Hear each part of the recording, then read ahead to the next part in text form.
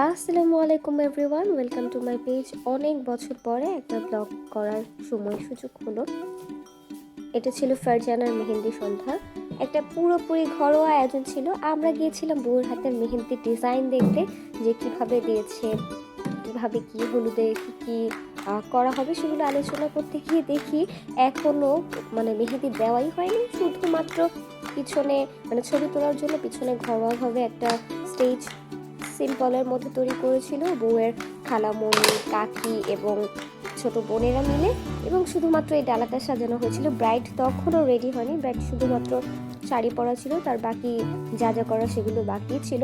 তো আমি ভাবলাম আমরা যেহেতু আগে এসেই পড়েছি, আর একেবারে আমাদের বাড়ির সাথে, বাড়ি থেকে যেতে 1 মিনিটও লাগে না, টুকটাক ছবি ভিডিও করলে তো আর খারাপ হয় না। আর সবাই খুব বেশি পরিমাণে এনজয় করছিল। এলাকার সব মুরব্বি, আমাদের যে খালা, ব্রাইড হচ্ছে সম্পর্কে আমার ভাগ্নি, আর সম্পর্কে ব্রাইডের যে নানিরা, যার নানি দাদি এই টাইপের থাকে না, তারা আবার সম্পর্কে হচ্ছে আমাদের খালা, কাকি, মামি, তারা সবাই গিয়েছিল আনন্দ করার জন্য। গান হচ্ছিল, হই হুল্লোড় হচ্ছিল, মেহেন্দি মাখামাখি করছিল। এখানে দেখুন আমাদের ব্রাইডকে রেডি করানো হচ্ছে। তেমন কিছু না, সিম্পলি জাস্ট এই কাঁথা ফুলের 2টা মালা হাতে পড়েছিল, আর একেবারে নর্মাল সাজ। আমাদের ব্রাইড ফারজানা এমনি তেমন খুবই সুন্দর সাজিয়ে হয় না। তারপর দেখুন এখানে কাকি আর ইউসুফ বিয়ে বাড়ির গান গেয়ে কি যে মজা করছিল, এদের দুজনকে কোনোভাবেই থামাতে পারছিলাম না।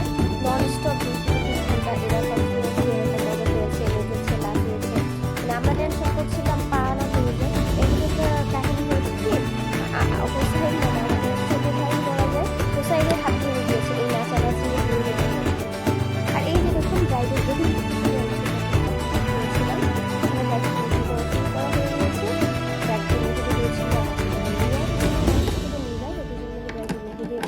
দায়িত্বটা পালন করেছিল। মেহেদির ডিজাইনটা যতটা সুন্দর হয়েছে, মেহেদি সহ তার থেকে বেশি সুন্দর ছিল। কেমন লাগলো কমেন্ট করে জানাবেন। আর